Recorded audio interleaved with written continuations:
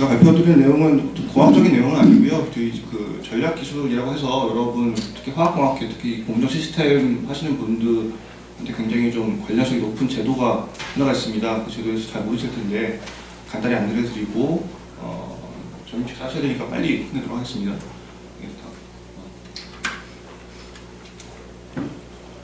전략 기술이라는 거, 전략 물자라는 게 있는데 전략 물자라고 하는 거는 여러분 뭐 들어보신 분도 있겠지만 대부분 잘 모르세요. 전략 물자라고 하는 거 여러분이 언론 보도로 들으신 거는 이제 최근에 KT가 위성을 뭐 홍콩에 팔아가지고 크게 한번 이슈가 된 적이 있었죠. 그런 이제 물자들인데 이 대량 살상 무기입니다. 그러니까 무기에 관련된 물자, 그거를 그 개발 제조할 수 있는 물품, 소프트웨어 이런 것을 의미를 하고요. 당연히 뭐 미사일은 무기니까 통제가 되겠지만 여러분이 지금 뭐 공정하실 때 거기 넣는 뭐 밸브라든가 펌프라든가 반응기, 열교환기, 뭐 여러분 요즘 뭐 테스나 골프채 같은 거 쓰실 때 쓰는 그 탄소음이라는 재료가 있거든요. 그런 재료들, 이런 무기에 사용하시는 모든 물자들을 지금 전략 물자라고 통제를 하고요. 그 대응업부에서 허가를 받도록 해외에 나갈 때 허가를 받도록 되고 있습니다. 전략 물자를 보시면 이제 뭐 소재, 기계, 전자 총 1,400개 정도 품목이 있고요. 대행업법 그 하부 고시인 전략 수칙 고시에 한 500페이지 정도 규정이 되어 있습니다. 우리 이제 화학공학회 쪽하고 좀 연관성이 있는 부분을 좀 말씀을 드리면 생물무기하고 화학무기 쪽 관련된 물품들인데 화학작용제, 당연히 뭐 사린가스나 시리아에서 문제가 됐었죠. 그런 화학작용제나 그거를 만들 수 있는 전구 화학무기 프리커서들, 그 다음에 특히 이 공정 시스템 쪽 관련이 높은 생산 설비들, 설비에 대해서 간단히 설명을 드리면 아까 말씀드렸다시피 밸브, 펌프, 반응기, 탱크, 열교환기 뭐 그런 것들이 통제가 되고 있습니다. 그다음에 보호복 이런 것들이 통제가 되고 있습니다. 나중에 이제 그 설명을 간단히 드리겠지만 이제 저희 쪽 그 공정 쪽에서는 이쪽 그 1부 쪽에 이제 보시면 이제 그 2부 쪽에 보시면 반응기 관련 기술들, 특히 제가 말씀드린 여러 기술들이 통제가 되고 있고요. 이것들은 지금 전체적으로 다른 분야까지 나와 있는 것입니다. 수출 관리라고 하면은 이제 여러분이 왜 이걸 해야 되는지에 대해서 의문점이 있으시고, 내가 지금 연구하는 게 급한데 무슨 허가를 받아야 되느냐 뭐 이런 것들을 얘기를 하시는데, 수출 관리라고 하는 거는 우리나라만 하는 건 아닙니다. 이게 그 아주 옛날부터 있었던 거고요. 유엔 안보리 결의 1540호라는 게 있습니다. 전 세계가 유엔 회원국 전 세계는 이걸 지키게 되어 있게 국내법을 하게 되어 있고요. 이 수출 관리라는 건 처음에는 어떤 그 냉전 시대에 미국 주도의 어떤 그 서방 국가들이 러시아나 중국 같은 이제 공산주의 국가로서의 나의 기술과 나의 물품이 이전되는 것을 방지하기 위한 것을 시작했습니다. 9.11 테러, 최근 시리아 화학무기도 있었고요. 5.16 사건 이런 것들이 이제 나오면서 이게 서방 국가만 지키는 것이 아니고 전 세계가 같이 이걸 지켜야 된다라는 어떤 공감대가 있었고요. 그래서 2004년도에 부시 대통령 주도로 유엔 안보리 결의가 나왔고, 그거에 따라서 우리나라 대응요법에 지금 반영이 되어 있습니다. 근데 지금 사실 전략 물자라고 하면 여러분들이 뭐 교수님들이나 여기 학생들이 실제로 뭐 물자를 수출하실 일은 거의 없기 때문에 나랑 관련이 없는 것이 아니야라고 생각을 하실 수가 있는데, 최근에 법이 좀 바뀌어서 기술에 대한 통제가 좀 강화가 됐습니다. 특히 기술의 무형 이전에 대한 통제가 강화가 됐는데요. 옛날 같은 경우에는 회사 대 회사의 이전, 그러니까 그 어떤 우리 회사가 갖고 있는 어떤 기술을 외국에 있는 어떤 회사와 계약을 통해서 아니면 라이센싱 계약을 통해서 CC권 이전 계약을 통해서 이전하는 행위만 통제됐지만, 2014년 작년부터는 여러분 뭐 대학원 랩실에 있는 분들이 교수님들이 말씀하셔야 되는데, 교수님들이 외국인 학생을 받는다든가 아니면 그 대학원 학생들이 외국인 학생들과 어떤 교류를 할 때 모든 것에 대해서 다 허가를 받도록 지금 법이 바뀌었습니다. 그래서 보시면 이제 뭐 그 전자매체, 팩스, 전화에 의한 기술적인 이전이나 교육 휴연, 개인과 구두 이전을 통한 기술 지원까지 지금 모두 통제를 하도록 바뀌었습니다. 이거는 이제 제가 앞서 설명드렸던 내용이고요. 마찬가지로 이제 계약 관계를 통해서 이전된 기술 이런 것 통제를 했는데, 모든 것들이 지금 통제가 되고 있는 상황입니다. 근데 모든 걸 다 통제를 하지는 않고요. 이 중에서도 이제 일반에 공개된 정보, 특히 이제 학회지나 아니면 뭐 구글링을 통해서 이제 얻을 수 있는 자료들, 아니면 여러분 책에서 얻을 수 있는 자료들, 이런 것들은 통제를 하지는 않습니다. 좀 학회지, 공개 특후 정보, 공개 심페지엄 이런 것들에서 얻을 수 있는 정보들. 그다음에 우리랑 좀 관련이 없겠지만 이제 이과대에서 하는 연구들, 이제 화학과나 물리학과에서 하는 기초과학 연구들 이런 것도 빠지고요. 그다음에 여러분 특허를 냈을 때 그게 전략기술이라고 하더라도 해외에서 특허를 내실 수 있잖아요. 그런 경우도요. 해외 특허 출원에 필요한 정보들. 그다음에 여러분이 뭐 샘플을 보내실 수도 있는데 그것을 허가를 받으셨다면 그거에 대한 기술 지원에 대해서는 지금 통제를 하지 않습니다.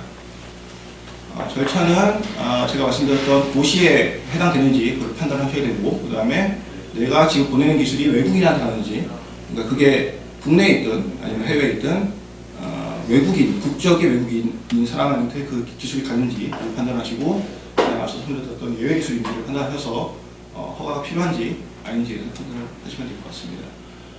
제일 중요한 게 전략 기술인지 아닌지를 판단하시는 게 제일 중요한데, 지금 뭐 여러 가지 나와 있지만 저희 그 s2a.go.kr이라는 사이트가 있습니다. 이게 이제 이 제도 자체가 산업부가 주도를 하는 제도긴 한데 산업부뿐만 아니라 이제 원자력안전위원회나 방위사업청이나 아니면 저기 통일부까지 지금 4개 부처가 같이 공동을 하는데요. 이 사이트에 오시면 모든 정보가 다 같이 구성이 되어 있으니까 이 사이트 들어오셔서 관련성이 있는지를 확인해 보시면 좋을 것 같습니다. 최근에 이제 저희 쪽에서 연구자분들이 전략기술 여부를 확인하기 좀 어려웠다는 그런 얘기를 많이 하셔서 여러분이 연구하신 정보를 업로드를 하시면 관련도를 평가해주는 시스템을 만들었으니까요. 앞서 설명드렸던 사이트에 접속하시면 그런 것들을 확인하실 수 있는 절차가 마련되어 있습니다. 그래서 어떻게 판단하는가를 보시는데 사실 이제 제일 중요한 부분인데, 여러분 공정 시스템이라고 하시면 뒤에 이제 설명을 하겠지만 이제 그 저희 통제 리스트 보시에 보면 어떤 스펙이 나와 있습니다. 그러니까 뭐 반응기라고 하면은 뭐 모든 뭐 서스로 만든 반응기를 다 통제하는 건 아니고요. 그 안에 이제 타이타늄이나 아니면 뭐 불소금자나 뇌화학성 어떤 소재를 채용한 어떤 특정 그 룹의 그 용적의 그 반응기를 통제를 하는데, 그런 통제 리스트의 스펙에 부합하는지 아닌지를 판단하시고, 거기에 그 기기에 들어가는 핵심 부품인지 아니면 그걸 만들 수 있는 어떤 핵심적인 기술인지를 확인하셔서 하시면 됩니다. 특히나 이제 우리 공정 시스템 같은 경우에는 기기뿐만 아니라 어떤 타겟팅된 어떤 화학 물질도 있을 텐데요. 만약에 뭐 NaCn에 대해서 우리가 어떤 공정 시스템을 만들겠다고 한다면 그 타겟팅되는 물질까지 확인하셔서 이렇게 확인하시면 될 것 같습니다. 그리고 또 교수님들이나 또 학생들이 가장 또 궁금해하시는 게 해외에서 열리는 컨퍼런스에 참여를 하려고 하는데 이 경우에도 허가가 필요한가 라는 질문들을 많이 하시는데요. 앞서 설명드렸던 공개된 영역에 포함이 되어가지고 학술대회나 컨퍼런스 등은 수출 허가를 받으실 필요는 없습니다. 이런 두 가지 케이스가 있는데요. 같은 내용을 발표하시더라도 공개되지 않은 영역으로 판단되는 경우도 있습니다. 여러분이 교수님 같은 경우에는 만약에 내가 같이 옛날 박사학위 할 때 같이 일했던 친구가 또 다른 외국 대학의 교수가 됐는데 우리 학생들한테 한번 이것 좀 세미나 좀 해줘 라고 요청받으실 수도 있죠. 그런 경우에는 사실 그 세미나 같은 경우에는 공개된 영역이 아닙니다. 일반인이 내가 듣고 싶다고 들어갈 수 있는 영역이 아니고 이 교수님이 이 학생들을 대상으로 좀 해주십사 하는 거기 때문에 비공개된 영역으로 보고 있습니다. 그런 경우에는 산업부에 허가를 받으셔야 되고요. 이런 식 지금 화공학회처럼 해외에서 화공학회처럼 어떤 발표를 하신다, 아니면 우리 지금 국내에서 화공학회를 하는데 외국인이 들어온다 라고 하면은 그거는 허가가 필요 없게 전략되어 있습니다. 그 다음에 대학에서 외국인 학생한테 전략기술 내용이 포함된 강의를 하는 경우에 허가를 받아야 되는가에 대해서 교수님들 많이 질문하시는데 우선은 이겁니다. 여러분 대학 사이트에 들어가셔서 그 수업이 커리큘럼상의 홈페이지에 공개가 되어 있고 이런 내용으로 하겠습니다라고 공개가 되어 있다면 저희는 사업부가 다 빼도록 수출 허가 받지 않도록 지금 유권서를 내리고 있고요. 근데 이제 사실상 대부분들이 지금 공학대학원들의 어떤 체계가 도제식이잖아요. 사실 랩에서 모든 기술 이전이 일어나기 때문에 그런 식의 커리큘럼 상에 없는 그런 랩에서 하는 그런 식의 교수님이 학생에게 아니면 박사과정이 석사과정에게 주는 그런 행위들, 그런 기술 이전 행위들은 비공개적으로 봐서 지금 통제를 하고 있는 중입니다. 지금 앞서 설명드렸던 주요 전략 문자에서 한번 설명을 좀 드리면 화학 반응기 같은 경우에는 EB350.A라는 통제번호를 갖고 있고요. 용적은 0.1에서 0.20 요 사이 있는 것들 중에서 내화학성 재질, 불소금속, 유리, 니켈, 타이타늄 이런 것들이 통제가 됩니다. 교반기도 있고요. 교반기도 마찬가지로 어떤 그 내화학성 재질이 제일 중요합니다. 사실 내화학성 재질을 제일 중요시하는 거는 일반적으로 국제회의 매년 참석을 저도 하지만 모든 걸 잡을 수는 없습니다. 대부분 탄소광이나 서스를 쓰게 되는데 그런 것들 잡게 되면 사실상 거의 수출 자체가 불가능하기 때문에 굉장히 좀 하시한 케미칼에도 견딜 수 있는 이런 것들을 통제를 하고 있고요. 탱크 마찬가지로 100에서 초과하는 것, 그다음에 화학적 재질을 채용한 것, 이런 것들을 통제를 합니다. 열교환기도 있고요. 열교환기 같은 경우는 열교환 면적을 기준으로 지금 통제를 하고 있는 중입니다.